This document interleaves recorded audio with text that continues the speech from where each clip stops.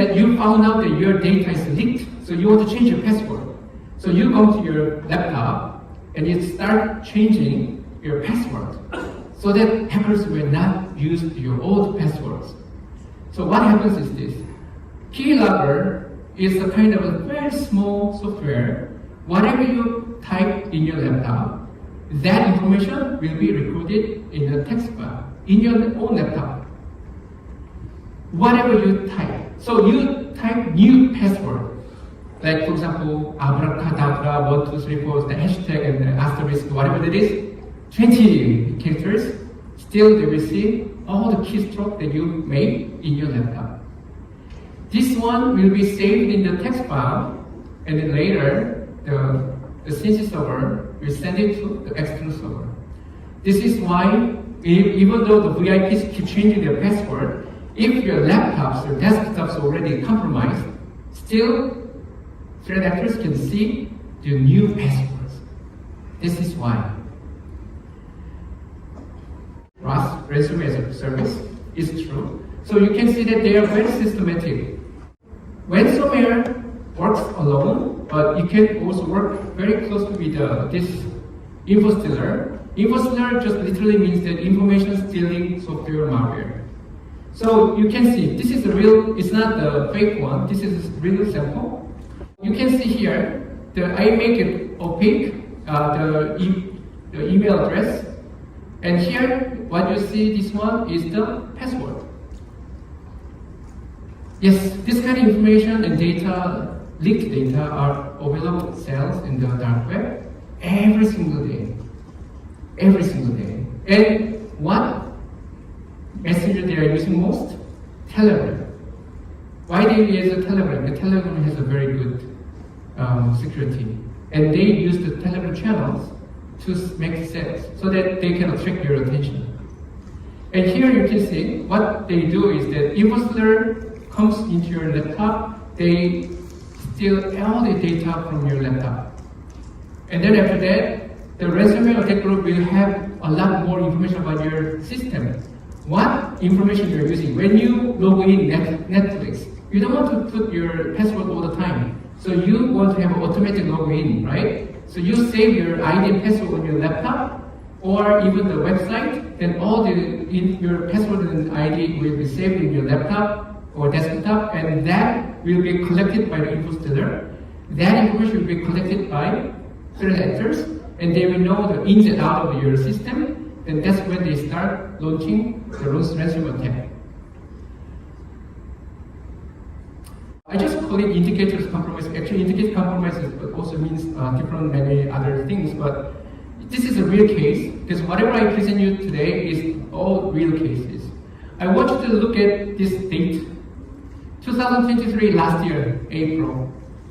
It's already being sold. This data is stolen, and they are already on sales on the dark web.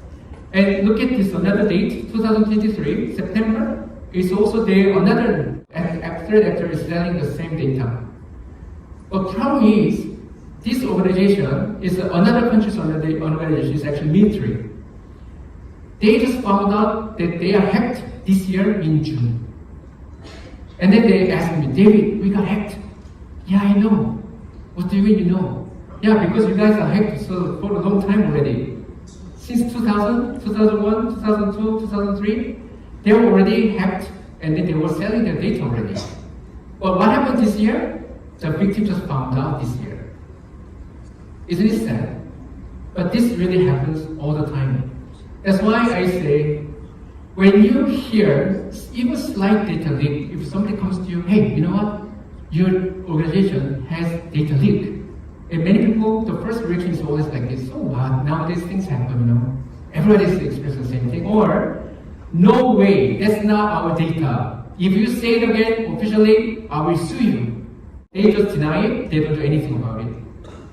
Why? Because it's not their data, it is their customer data. Even worse, right? But anyway, it happens. That's why, as I said, many data breaches, surprisingly, shockingly, go unreported.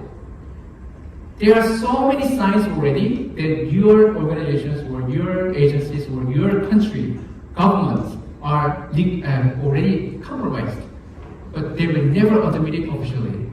No, it's just a problem with our antivirus. Wow, antivirus can protect your system? Really? I'm sorry, with all respect, antivirus is dead. You know what people say, right? Next, this is the evolving ransomware characteristics. Ransomware is a business. That's why they also continue to advance and do the research. They also R&D team, and then they continuously improve their ransomware. So this is some examples like intermittent encryption. Imagine that you have tons of terabytes of data. It will take a long time for the ransomware group to encrypt the whole data. So now they came up with these genius ideas, so-called intermittent encryption.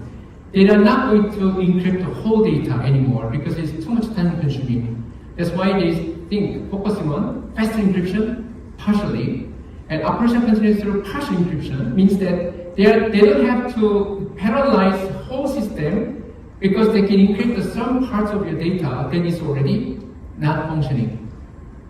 And then bypassing detection algorithm. I know that many companies, to tell the truth, they will say our solution, AI powered, machine learning supported. Yes. How about the reality? If you use the ChatGPT, is it perfect? Never. So don't be misled by the concept that perception that AI, machine learning is going to protect you 99%. No such thing. I'm sorry to tell you this. Why? If you think about the same tools are available, exactly the same AI and machine learning are available for the threat actors, then it's not difficult for you to think that they will use the same technology to attack you. Therefore, it's not perfect. That's why threat actors continue to improve their ransomware. So that's why what we have to do is that the problem with the Windows Defender, I have nothing against any antivirus, okay? But according to the report, the data center 2 in Indonesia, they got hacked, and they were using only Windows Defender. Yeah. Let's not laugh, because surprisingly, many organization companies, actually they are using AI, antivirus and firewall only. But they're also using the AI, the antivirus for free. It's a free version also. And so that's why signature-based antivirus can protect you only maybe against the 40% already known malware ransomware. So that's why you need to have a little bit more advanced endpoint protection. And in general, as I came here to help you to understand better, I want to think about how you can have a solution that can provide you with a behavior analysis. Because the antivirus focuses only more on the previously already identified malware ransomware. So you need to have a solution which can provide you with whatever files come into your system. If the behavior of the file is consistent with that of the malware ransomware, then it should be able to detect it. That's why you need an endpoint protection solution that can provide you with a behavior analysis, not only just a signature-based.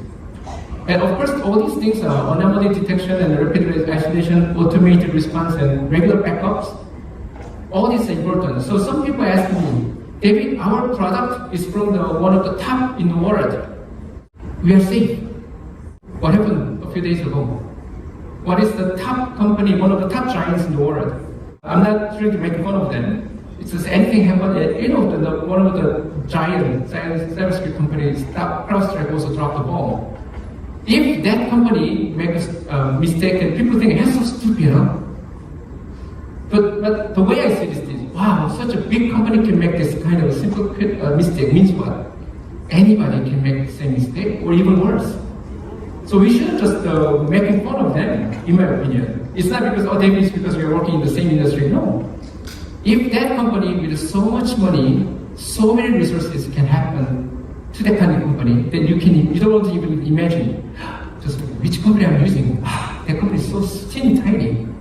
That company must be safer. Why? Because they just have only one customer.